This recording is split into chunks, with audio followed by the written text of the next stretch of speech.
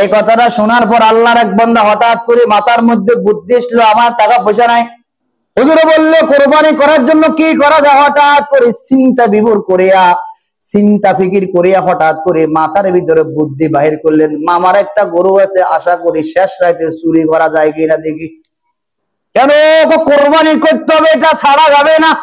ইমাম সাহেব বয়ান করলো কোরবানি কৃত পশুর জায়গা জায়গা পশমে পশমে সওয়াব, এটা কোনোভাবে ছাড়া যাবে না, করতে হলে পরিবেশ কায়েম করতে হবে। এসারের পর হঠাৎ করে নানার বাড়িতে চলে গেল, যাওয়ার পর নানির সাথে কথাবার্তা খাওয়া দাওয়া শুরু হলো। ফজর আজানের একটু আগে হঠাৎ করে বড় মামার গরু আসতে করে আজানের একটু আগে দিয়ে গরুটা মামার বাড়ি থেকে নিজের বাড়ির ট্রান্সফার। হঠাৎ করে ইমাম সাহেব উঠলো ঘুম থেকে, ফজর আজান দিব, হঠাৎ করে আসসালামু আলাইকুম। ওয়ালাইকুম সালাম। কে? আমি আব্দুল্লাহ। কি করেন? আমি মামার বাড়ি থেকে গরু অনেক। কেন? হুজুর রাত শেষে কোরবানি, এত কথা বলার প্রয়োজন নাই, আপনি সবার আগে আমার গরু কোরবানি করবেন। খুশি আত্মহারা কোরবানি হবে। ইমাম সাহেব বললো আপনি গরিব মানুষ, অসহায় মিসকিন মানুষ, গরুটা পাইলেন কো? হুজুর এত ফতুয়ার কোনো প্রয়োজন নাই, আপনার কাজ হলো জবাই করে দেওয়ার, টাকা নেওয়ার, জবাই করে টাকা নিয়ে যান, ফতুয়ার প্রশ্ন দরকার নাই। হুজুর কোনো অসুবিধা নাই, আমি আমার কাজ করব, গোশতটা কি খাওয়া কি হালাল হবে না হারাম হবে? হুজুর এই দিকে ফতুয়ার কোনো প্রয়োজন নাই। আচ্ছা বলেন এটা কি ভালো না খারাপ? এই দিকে হুজুর আপনি যাওয়ার দরকার নাই, আপনার কাজ হলো এটা কোরবানি করে দেওয়া, পরবর্তী দেখা যাবে কি করা যায়। হঠাৎ করে স্ত্রী বাবার বাড়ির গরু মেজাজ গেছে গরম।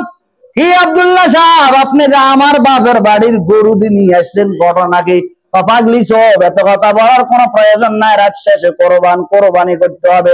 ইমাম সাহেব বলছেন কোরবানি করতে পশুর প্রত্যেকটা পশমে পশমে সওয়াব, এত প্রশ্ন করার দরকার নাই। যাই হোক বাধ্য কোরবানি করি, তারপরে গোশত খায়, তারপরে নিরিবিলি পরিবেশে একটা চিন্তা ফিকির করব। এখন স্ত্রী বলেন ঘটনা বুঝলাম না তো, এই যে আপনি চুরি করলেন, ওরে পাগলি কথাবার্তা কইস না, যে আমি যে চুরি করছি অঙ্ক বুঝেছি, কথা বল অঙ্কের মধ্যে দুর্বল, শুন ও কি অঙ্ক বলে। এই যে প্রত্যেকটা পশমে পশমে যে সওয়াব আছে, কহা যে সওয়াব আর গুনাতে মোটামুটি এইদিকে সওয়াব ওদিকে গুনাহ, দুইটা মোটামুটি কারি একটা ফিনিশ হবে।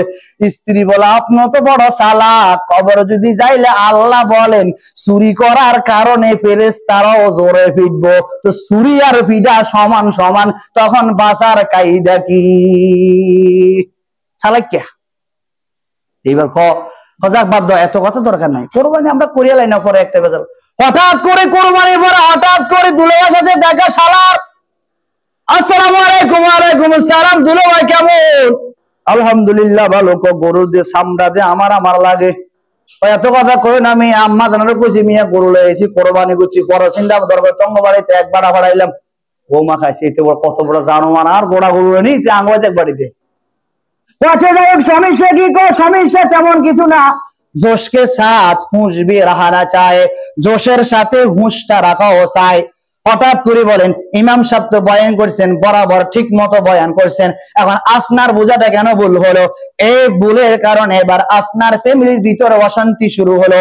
আল্লাহ বুঝি শুনে আমাদেরকে ভালো ভালো কাজগুলি করার এবং ভালো ভালো পথে চলার এবং ভালোগুলি কাজগুলি করার